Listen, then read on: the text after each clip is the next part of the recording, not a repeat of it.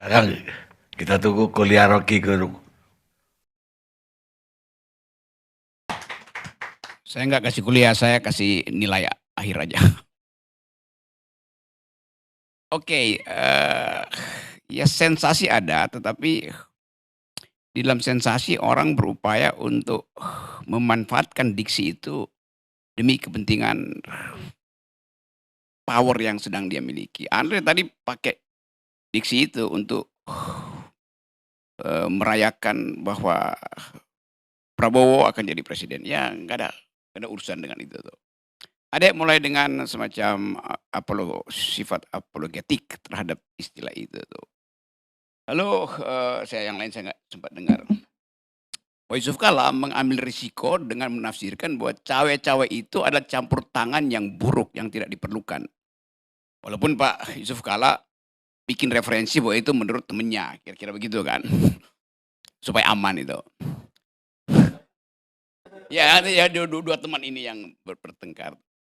Tapi kalau kita lihat algoritma dari kalimat itu, kan sebelumnya ada past event, sequences.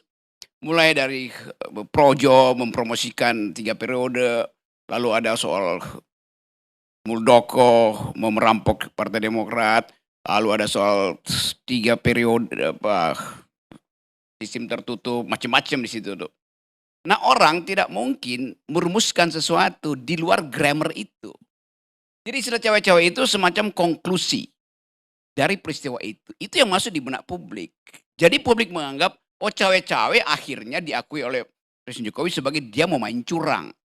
Kan dari awal kecurangan itu kan diperlihatkan pelan-pelan tuh. 3 periode ngapain? Presiden juga bilang, enggak itu keinginan dari relawan Projo. Ya tentu karena relawan Projo menganggap Jokowi ingin 3 periode. Kan dalil itu bisa kita tangkap dengan baik itu. Yang terakhir sebetulnya, kenapa cewek-cewek itu muncul? Karena Jokowi nggak punya lagi peralatan untuk memastikan siapa yang akan dia bebankan dengan legacy dia kan ada. Oleh karena itu dia turun sendiri akhirnya kan. Orang-orang yang dia suruh untuk main curang udah nggak ada tuh. Maka dianggap kalau begitu gue sendiri yang turun lapangan. Saya mau cawe-cawe. Saya tidak netral. Terjemahannya di dalam Wikipedia artinya saya mau main curang. Itu psikologi terbalik yang akhirnya diucapkan oleh Jokowi kan. Kan dia mau andalkan Prabowo juga dia nggak percaya tuh. Kalau dia mau andalkan Prabowo dia bilang aja saya udah nggak urusan. Saya nggak akan campur tangan, ikat tangan saya. Supaya tangan saya nggak kemana-mana. Tetapi Jokowi masih menganggap bahwa dia masih kesel pada Ibu Mega karena Power Ranger-nya itu dirampas oleh Mega tuh. Dia kehilangan power sebetulnya. Jadi dia cari cara, ini saya terangkan dari sudut pandang psikoanalisis seorang politisi yang masih ingin bermain untuk menentukan langkah berikutnya. Jokowi yang ngomong cawe-cawe bukan Jokowi yang presiden, bukan Jokowi yang kepala negara. Tapi sebagai political player yang dalam upaya terakhir ingin menegakkan benang basah itu kan. Jadi itu frustrasi sebetulnya tuh. Kalau kita lihat secara psikoanalisis, Jokowi ada dalam frustrasi mau ngapain. Kayak orang yang kiri kanan dia nggak tahu mau ngapain ya. Ya udah sendiri aja ambil risiko itu. Lalu kita dibuat harus menafsirkan. Ngapain ditafsirkan? Sesuatu yang dari pangkal bisa kita temukan ujungnya tuh.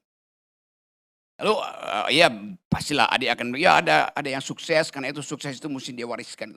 Ya coba apa misalnya nikel, iya hilirisasi, iya tapi orang nggak bicara hilirisasi. Orang bicara di hulu proses menemukan izin usaha itu demokratis apa enggak. Jadi dari awal air kotor itu, soal nikel udah kotor. Nah itu bisnis yang tidak dihasilkan melalui kompetisi fair itu. Ya 3-4 orang yang dapat lisensi itu kan. Memang outputnya adalah green, tetapi di atasnya itu adalah kotor. Kan itu dipersoalkan oleh Uni Eropa misalnya. Anda bilang, Anda klaim aja output Anda adalah green. Iya, tetapi di ujung itu Anda peroleh tidak dengan cara demokratis. Enggak ada kompetisi yang sehat di situ. Soal itu kan. Tetap itu adalah mainan dari 3-4 orang sebetulnya tuh. Itu yang dipersoalkan oleh anak muda Eropa. Anak muda Eropa lebih tajam dari PSI itu. Karena mereka tidak melihat hilirnya, dia mau persoalkan hulunya bagaimana. Itu dasarnya tuh. Nah soal begituan juga, Kalau diucapkan, dibongkar, maka dianggap, oh kalau begitu Jokowi cawe-cawe dalam upaya untuk menipu bahwa seolah-olah hulu ke hilir itu bersih, itu proses demokratis dalam soal green economy. Jadi soal semacam itu semakin dibongkar, semakin ditutupi, semakin orang melihat apa yang mau ditutupi itu. Nah, saya balik lagi pada soal sekarang tuh. Pak Jokowi ada di dalam kegelisahan. Dia berupaya untuk kasih sinyal dia masih punya grip terhadap kekuasaan. Ternyata makin lama, kalau saya bayangin, begitu Pak Jokowi ngomong cawe-cawe, itu WA grup di antara menteri, ini ngomong apa doi? Maksudnya kemana? Ke lu?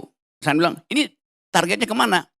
Jadi percakapan publik Jokowi itu diolah dengan cara yang buruk justru oleh mereka yang di sekitar Jokowi. Kan dibocorkan ke kita itu dengan maksud untuk mengolok-olok sebetulnya kan. Jadi dasarnya itu. Jadi Jokowi ditenggelamkan oleh grammarnya sendiri. Karena memang gak ada tafsir lain buat cawe-cawe itu adalah campur tangan dengan maksud yang buruk. Kan itu intinya. Nah pertanyaan kita, kenapa masih campur tangan? Berarti ada hal yang masih mau diselundupkan. Kan yang kita sebut sebagai kepekaan millennials, kepekaan mak-mak, kepekaan publik itu di situ dasarnya tuh. Lalu orang bilang, ya kalau nggak cawe-cawe ngapain Gibran masih disorong-sorongkan supaya masih jadi faktor. Jadi semua peralatan Jokowi ingin dia pakai di hari terakhir atau di ujung kekuasaannya. Itu namanya cawe-cawe. Mudah sekali, jadi ya udahlah. Buat saya hal semacam ini sekedar menunjukkan bahwa problem kita hari ini hanya karena dadakan Ibu Mega mengambil keputusan yang membuat Jokowi bingung. Lalu Jokowi mau lakukan semacam vendetta pada Ibu Mega tuh. Oke, gue mau cawe-cawe itu. Yang paling tersiksa pasti Ganjar atau Megawati. Cawe-cawe apa tuh? Pasti bukan cawe-cawe untuk membela Ganjar, kan nggak mungkin. Itu kan udah selesai kan. Power Ranger-nya udah pindah kok. Mainan Jokowi adalah Ganjar. Pada Ganjar dia investasikan seluruh moral masa depan bangsa ini. Tiba-tiba dalam satu momen yang agak misterius, si Power Ranger ini jadi mainan Ibu Mega sekarang. Dan ternyata di tempat Ibu Mega juga nggak ada power dia. Sang Power Ranger. Lalu Jokowi bilang, dalam hati dia bilang, udah dibilangin sih mending saya yang asuh Power Ranger itu tuh. Tetapi itu udah nggak ada lagi, momentum itu udah hilang tuh. Maka orang-orang yang lain, Ade Armando segala macam, masih menganggap bahwa Ganjar itu Power Ranger-nya Jokowi yang dihadiahkan pada Ibu Mega. Enggak, Ibu Mega rampas, itu bukan hadiah, dirampas dari tempat mainannya Jokowi. Dia di hostile take over, itu soalnya tuh. Dan itu ada bekas pada Pak Jokowi itu. Kok mainan kesukaan saya dirampas ya? Itu dasarnya itu kan. Maka terlibatlah psikologi. Oke, kalau begitu saya akan balas dendam tuh. Diam-diam.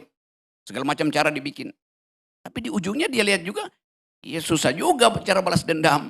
Walaupun dengan segala macam peralatan, Mahkamah Konstitusi dipakai, Mahkamah Agung dipakai, KPU bakal dipakai, nggak ada caranya. Dia nggak yakin bahwa peralatan yang dia punya itu masih bisa dia kendalikan. Maka dia akhirnya lakukan sendiri psikologi itu. Jadi terbaca betul bahwa Pak Jokowi memang nggak ngerti etika politik. Mestinya dia bilang aja. Saya usulkan, Pak begini Pak Jokowi, ini masih ada 4 bulan sampai bulan September tuh. Coba Anda setiap 2 minggu kasih pidato public address. Dengan menyebutkan, saya akan mengucapkan pidato berseri 8 kali tentang masa depan bangsa ini tuh. Tanpa semacam sensasi bahwa dia akan mengendalikan politik. Itu lebih bermutu tuh. Supaya dia mempersiapkan diri jadi Pandito Ratu sebagai pertapa nanti itu kan. Yang paling bagus adalah Gibran. Gibran udah bilang, pulang aja ayah tuh. Mending main dengan cucu-cucu tuh. Karena mainannya dia udah dirampas Ibu Mega. Jadi balik lagi pada main dengan cucu-cucu. Kan itu intinya tuh. Jadi kita tahu bahwa psikologi itu mengganggu Jokowi. Dia kehilangan mainan. Jadi intinya itu, dia kehilangan mainan yang dia sayang. Yang namanya Ganjar Pranowo. Hanya karena itu sebetulnya urusannya jadi panjang. Jadi kembalikan aja Pak Jokowi dalam keadaan ya supaya batinnya itu tenang gitu. Coba dia jangan lagi dikelilingi oleh buzzer atau oleh relawan, dikelilingi oleh psikolog aja. Itu lebih bagus buat beliau. Terima kasih.